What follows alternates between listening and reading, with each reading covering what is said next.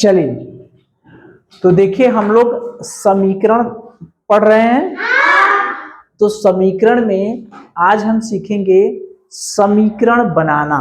ठीक है, समीकरण बनाना या रेखीय समीकरण बनाना। समीकरण का मतलब हम लोग पढ़ रहे हैं अभी रेखीय समीकरण के बारे में पढ़ रहे हैं। तो पहले ये जान जाए कि गणितीय कथन क्या होता है। गणितीय कथन तो हम लोग जान रहे हैं, ये जो लिखा है यही ना है गणितीय कथन।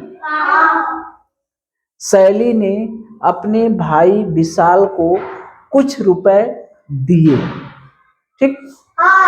माँ ने भी विशाल को 5 रुपए दिए, ठीक। शैली ने विशाल को 5 रुपए दिए और माँ ने भी विशाल को 5 रुपए दिए।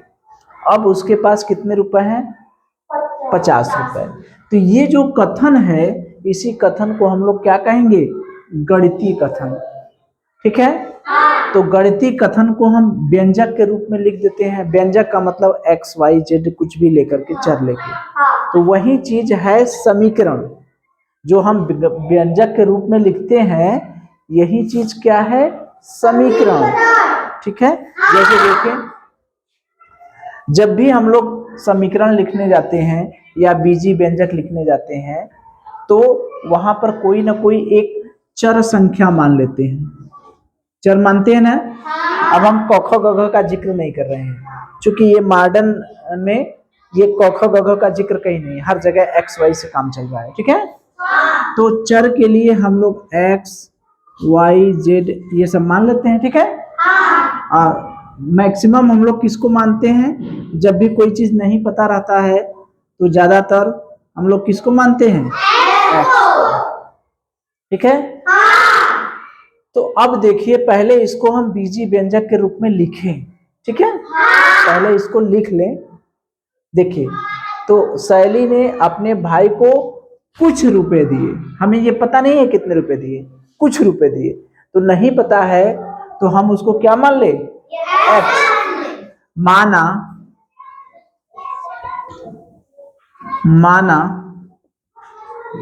शैली ने अपने भाई विशाल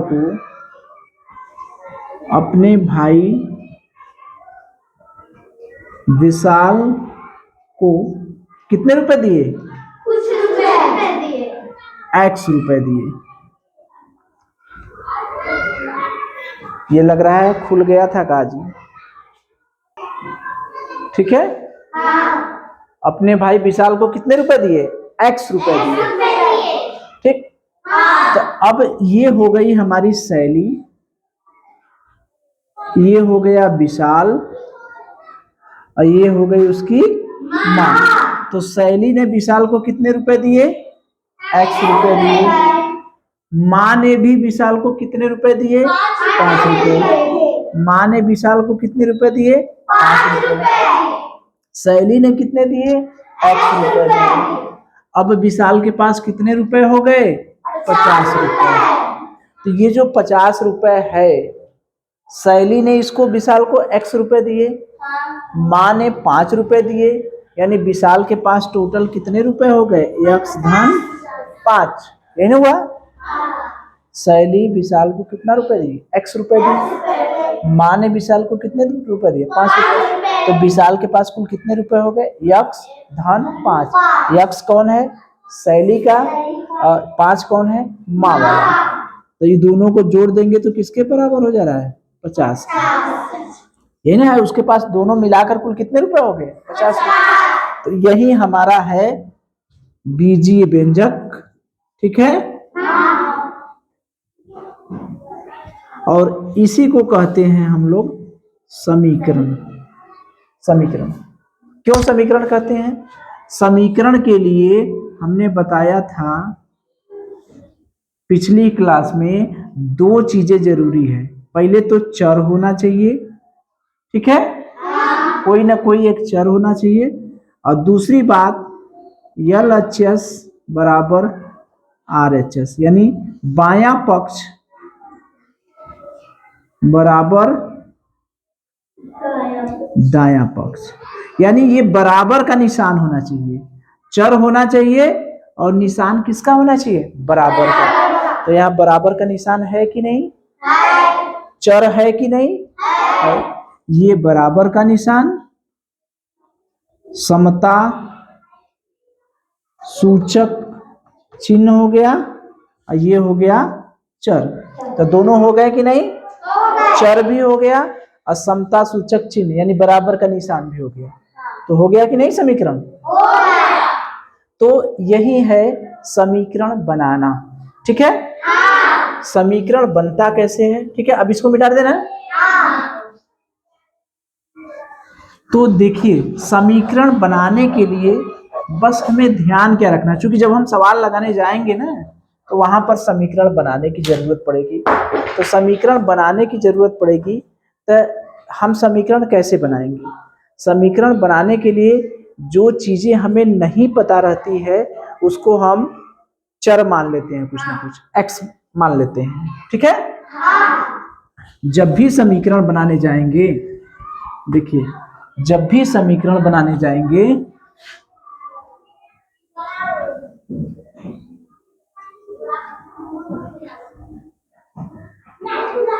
जब भी समीकरण बनाने जाएंगे तो वहां पर कोई ना कोई चर मानना पड़ेगा। चर क्या करेंगे, मान लेंगे, ठीक है। उसके बाद जैसे कहता है उसी तरह से करते जाएंगे। जैसे कहता है यानी जैसे प्रश्न कहता है, प्रश्न कहता है करेंगे, ठीक। अब बराबर का निशान भी लगा देंगे। जैसे यहाँ पर देखिए शैली ने अपने भाई विशाल को कुछ रुपए दिए, ये हमें कुछ नहीं ना पता है। कुछ का मतलब क्या है, चर को ही मानेंगे, क्या मान लेंगे, यक्स। यानी शैली ने अपने भाई विशाल को कुछ रुपए दिए, कितने रुपए दिए, एक्स रुपए दिए। माँ ने भी विशाल को कितने रुपए दिए, 5 रुपए दिए। शैली ने कितना दिया, एक्स रुपया, माँ ने कितना दिया, 5 रुपया। अब उसके पास कितने रुपए हो गए, 50 रुपए। यानी शैली ने एक्स रुपए दिए, माँ ने 5 रुपए दिए, दोनों मिला दिए, कितने रुपए हो गए अब, 50 रुपए। तो यही हमारा हो गया क्या, समीकरण। कैसे, इसमें चर है कि नहीं, ये बराबर का निशान है कि नहीं। तो समीकरण के लिए हमको क्या देखना चाहिए, चर देखें और बराबर का निशान देखें। समीकरण बनाने के लिए क्या करेंगे, कोई ना कोई चर मानना पड़ेगा। समीकरण बनाने के लिए कोई ना कोई चर मानना पड़ेगा। जैसे प्रश्न कहता है वैसे करते जाइए, बराबर का निशान लगा दीजिए, आपके सामने समीकरण बनके तैयार हो जाएगा, ठीक है। कुछ और समीकरण बनाए तब समझ में आएगा, ठीक है। चलिए तो देखिए समीकरण बनाना है। एक दूसरा सवाल हम लोग लगाएं। अब देखिए हमने क्या बताया, समीकरण बनाने के लिए कोई ना कोई चर मानना पड़ेगा। हम चर क्या मानते हैं, यक्स। हमेशा चर को क्या मानते हैं, यक्स। ये नहीं है कि हमेशा यक्स मानेंगे, वाई भी मान सकते हैं, लेकिन हम अपने सुविधा के अनुसार क्या मान लेते हैं, यक्स मान लेते हैं। ऐसा नहीं है कि कोई वाई मान लेगा तो उसका गलत हो जाएगा, ठीक है। तो हमने एक्स मान लिया, ठीक। संख्या के 6 गुने में से क्या घटाना है, 8 घटाते हैं तो कितना प्राप्त होता है, 10। हमें ध्यान देना है कहाँ बराबर का निशान होगा, क्योंकि दो ही चीजों पर हमें ध्यान देना है। समीकरण बनाने के लिए हमें दो ही चीजों पर ध्यान देना है। पहला क्या, चर, चर मतलब एक्स वाई जेड, ठीक। और दूसरा क्या है, बराबर का निशान, ठीक। अब जैसे प्रश्न कहे वैसे करेंगे, यही ना कहे। दो ही चीजें ध्यान देना है, कहाँ बराबर लगेगा, एक्स मानेंगे तो कैसे प्रश्न कर रहा है। ध्यान से देखिए, किसी संख्या के 6 गुने में से संख्या का कितना करना है, 6 गुना, उसमें से क्या घटाना है, 8 घटाएंगे तो 10 प्राप्त होता है। क्या प्राप्त होता है? 10। तो हमें किसकी जरूरत, कौन अचर है, कौन चर बन रहा है? संख्या। संख्या हमें पता नहीं है। किसी संख्या का 6 गुना करिए, उसमें से क्या घटाइए? 8 घटाइए, 10 मिलेगा। यही ना है? चलिए, तो संख्या का 6 गुना करिए। संख्या हमने क्या मान लिया? माना संख्या क्या है? कुछ ना कुछ तो ये चर को तो मानना ही पड़ेगा ना, इसको तो मानेंगे। तो यहाँ पर संख्या को हमने क्या मान लिया? यक्ष। अब जैसे जैसे प्रश्न कह रहा है वैसे वैसे करेंगे। प्रश्न क्या कह रहा है? संख्या का कितना करना है? 6 गुना। अब गुना करने के लिए हम क्या करते हैं? गुणा। यानी संख्या का 6 गुना करेंगे तो क्या हो जाएगा? 6x। ये तो बात समझ में आ रही है? संख्या का 6 गुना करने का मतलब 6 का गुणा कर देना।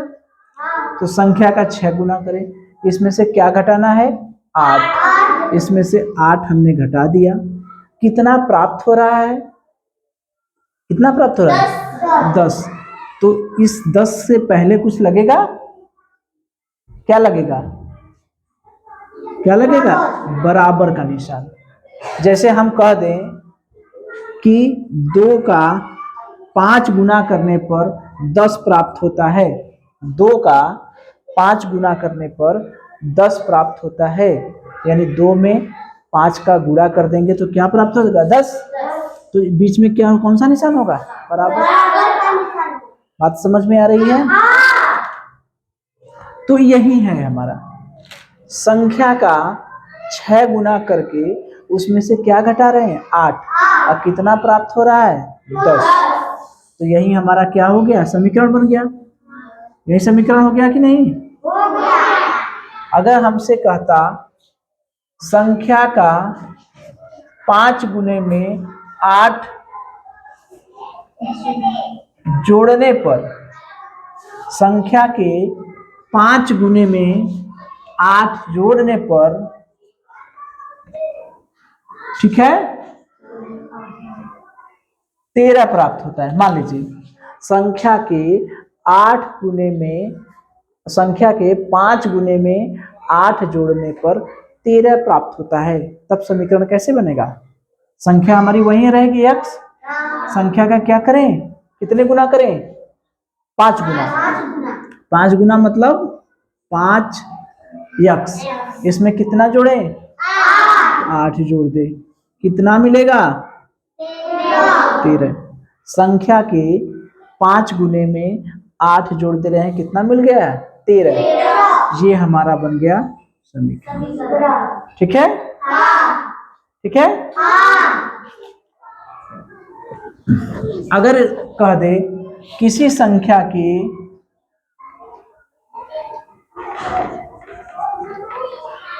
तिहाई में 8 जोड़ने पर 13 प्राप्त होता है। ठीक है? तो तिहाई मतलब क्या होता है? तिहाई माने 1/3। आधा माने 1/2। चौथाई माने 1/4। Very good. और 3/4 माने 3/4। ये सब हम लोग भिन्न वाले में पढ़े थे। ठीक है? तो देखिए कह क्या रहा है? किसी संख्या के तिहाई में, तिहाई मतलब संख्या का तिहाई मतलब संख्या गुणे 1/3 में 8 जोड़ने पर, कितना जोड़े? 8। हमें क्या मिल रहा है? 13। यानी x/3 धन 8 बराबर क्या हो गया? 13। बात समझ में आ रही है?